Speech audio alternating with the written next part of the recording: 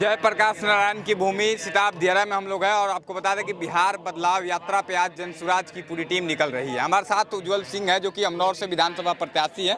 आप लगातार देख पा रहे कि कई सारे वीडियो में इन्होंने खुल करके जनसुराज का समर्थन किया और आज जनसुराज के लिए यहाँ से यात्रा पर शायद ये भी निकलने वाला है। सबसे पहले तो बहुत बहुत स्वागत है आपका। बहुत बहुत धन्यवाद अभय भाई, जो आप एक स्टेट को क्रॉस करके एक दियरा में आए और हम लोगों की आवाज़ को दिखा रहे हैं। इसके लिए आपको और आपके पूरे टीम को तहे दिल से धन्यवाद। सबसे बड़ी बात है कि आज दूसरी यात्रा शुरुआत हो रही है। पहला यात्रा पैदल यात्रा था जिसमें गली गली के रास्ते से प्रशांत किशोर जी और पूरी टीम उनकी घूमी और उसके बाद बदहाली को दिखाया देखा गया। लेकिन आज जो यात्रा, इस यात्रा का सबसे बड़ा मुख्य उद्देश्य क्या होने वाला है बिहार के लोगों के लिए? इस यात्रा का उद्देश्य होने वाला है कि बिहार में जो भूमिहीन लोग हैं, जो गरीब, जिसके पास ज़मीन नहीं है, घर बनाने के लिए ज़मीन नहीं है, क्या सरकार एक वादा की थी जातीय जनगणना कराते समय कि जो भी भूमिहीन लोग हैं उनको 3 डिसमिल ज़मीन दिया जाएगा। क्या मिला वो ज़मीन?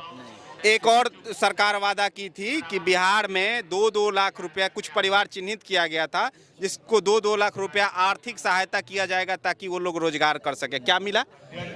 बिहार से पलायन रुका क्या? भ्रष्टाचार मिट गया क्या? थाने में जा रहे हैं तो पैसा लग रहा है कि नहीं लग रहा है? इन्हीं सारे चीज़ों को लेके लोगों को बताने के लिए हर घर प्रशांत किशोर जी जाएंगे। एक बार पैदल गए थे, इस बार गाड़ी से जाएंगे, लेकिन प्रयास करेंगे कि हर घर को टच किया जाए। एक और सवाल है हमारा कि बिहार में जो अफसरशाही का कहा जाता है, लगातार देखा जा रहा है कि सिस्टम में बैठे जितने भी लोग हैं नीचे के लोगों पर लगातार अत्याचार कर रहे हैं। कल पटना में आपने देखा होगा कि एक पत्रकार है और बीजेपी के नेता पर ही बीजेपी के सरकार में हमला हो गया। मतलब कहीं ना कहीं बहुत बड़ी बात है कि जिस पार्टी का सरकार हो उसी पार्टी के लोगों पर हमला हो रहा है। तो मतलब कहीं ना कहीं जो कहा जाता है कि आरजेडी पे लगता है आरोप कि जंगल राज है और बीजेपी की सरकार है, इसके बाद जंगल राज की तरह काम हो रहा है। इस पर क्या कहेंगे? देखिए, आप जिस व्यक्ति के बारे में बोल रहे हैं वो हमारा मित्र है। आप जिस चीज के बारे में बोल रहे हैं उससे हम दिल से दुखी हैं।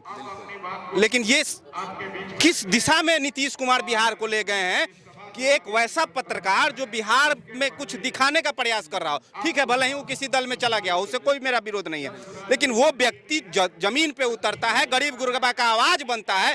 किसी गरीब व्यक्ति का इलाज करवाने के लिए वो व्यक्ति पीएमसीएच में गया हुआ था और वहाँ के तमाम डॉक्टर, यहाँ तक कि हमको पता चला है कि वहाँ के डिप्टी डायरेक्टर जो हैं पीएमसीएच का, वो भी पकड़ के उसको 3 घंटा तक बंधक बना के रखे हैं। पटना जैसे क्षेत्र में मारने पीटने का तो दूर बात है, 3 घंटा तक बंधक बना के रखा गया है पटना जैसे शहर में, राजधानी में।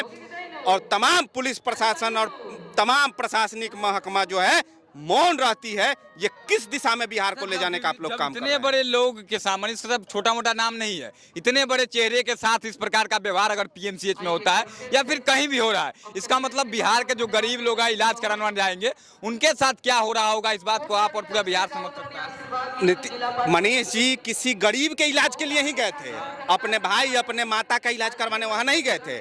हमको जहां तक जानकारी है कि चंपारण के ही कोई गरीब व्यक्ति गया था जो 4 दिन से जिसको बेड नहीं मिल रहा था, उसको बेड दिलवाने के लिए आवाज उठा रहा था। वो बेचारा जाके तो मारपीट नहीं कर रहा। हम जितना उस व्यक्ति को जानते हैं कि उसको डांट दिया जाए तो वो आदमी भाग जाता है, लड़ने झगड़ने वाला वो व्यक्ति नहीं है। और उस व्यक्ति के साथ इस प्रकार दुर्व्यवहार करना कहीं ना कहीं अफसरशाही को जंगल राज की तरफ ले जाते हुए दिखाया जा रहा है। इससे तो अच्छा कहीं ना कहीं लालू जी का जंगल राज था जहाँ पे अफसरशाही नहीं था। जिस राज्य में अफसरशाही बढ़ जाए वहां पे प्रजाशाही समाप्त हो जाता है।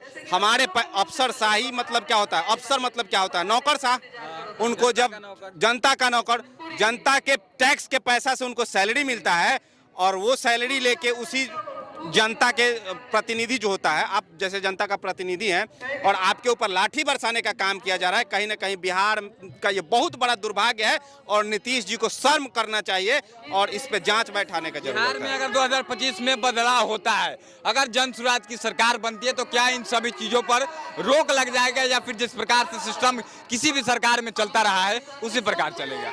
देखिए, जनसुराज का मतलब ही है जनता का सुंदर राज। जैसे ही 2025 में जनसुराज की सरकार बनती है तो जनता का राज बनेगी, अफसर का राज नहीं बनेगा। हम तो अमनौर में लोग से चीख और चिल्ला के कहते हैं कि यदि हम अमनौर में विधायक बनते हैं तो प्रत्येक शनिवार को फील्ड में जनता दरबार लगवाएंगे। जब पदाधिकारी जनता के आंख में आंख डाल के जब बात करेंगे ना तो उनको लगेगा कि नहीं, हम जनता का सही मायने में नौकर है। हमको आज ब्लॉक पे, थाना पे गरीब गुरबा जाने से क्यों डरता है पता है? वहाँ पे जाके आप ऊंचे आवाज में यदि बात करते हैं तो आपको सरकारी काम में बाधा के नाम पे जेल में डाल दिया जाता है। यही कारण है कि आम पब्लिक, आम आवाम कटते जा रही है। जैसा भ्रष्टाचार हो रहा है, लोग कर रहा है, आम आवाम उससे कटते जा रही है। एक और सवाल हम ले लेंगे कि शराबबंदी पर आप क्या सोचते हैं, क्योंकि शराबबंदी को लेकर के हम लोग कहीं भी फील्ड में जा रहे हैं तो लोगों का एक ही कहना है कि शराबबंदी बिहार से खत्म होना चाहिए, क्योंकि यह जो शराब है लगातार बिक रहा है, लोगों को मिल ही जा रहा है लेकिन महंगा मिल रहा है। तो लोग चाहते हैं कि सस्ते दामों में मिले और जिसका टैक्स का पैसा सरकार को जाए, उससे बिहार का कल्याण हो। आप क्या सोचते हैं इस पर? देखिए, शराबबंदी का समीक्षा होना चाहिए, या तो पूर्ण रूपे बंद हो और नहीं तो शराबबंदी को चालू कर देना चाहिए। शराबबंदी से बिहार में के राजस्व को बहुत नुकसान हो रहा है। हमारे हिसाब से शराब को बिहार में चालू कर देना चाहिए। दूसरा चीज़ जो है कि लोग शराब ना पिए, इसके लिए समाज में जागरूकता फैलाना चाहिए, घर घर जाके अवेयरनेस करना चाहिए लोगों के। मान लीजिए कि आपके घर में आपके पिताजी शराब पी रहे हैं तो आपके बच्चों को सिखाना चाहिए कि आप अपने पिताजी से आंख में आंख डाल के बोलिए कि पिताजी शराब पी रहे हैं तो गलत है। समाज में अवेयरनेस फैलाए बिना शराब को बंद कर देंगे तो शराब उसी प्रकार बंद रहेगा जैसे बिहार में भूत दिखता नहीं है लेकिन भूत पकड़ लेता है। बाकी देखिए, अमनौर से उज्जवल सिंह है जो कि विधानसभा के प्रत्याशी हैं जनसुराज से। बाकी आप क्या सोचते हैं, इनकी बातों से इस बात को जरूर बताइएगा। और इस बदलाव यात्रा, जो बदलाव यात्रा आज से शुरू हो रही है, बिहार बदलाव यात्रा, इससे क्या इफेक्ट पड़ेगा बिहार की राजनीति में, इस बात को भी बताइएगा। बहुत बहुत आभार आपका। जय हिंद।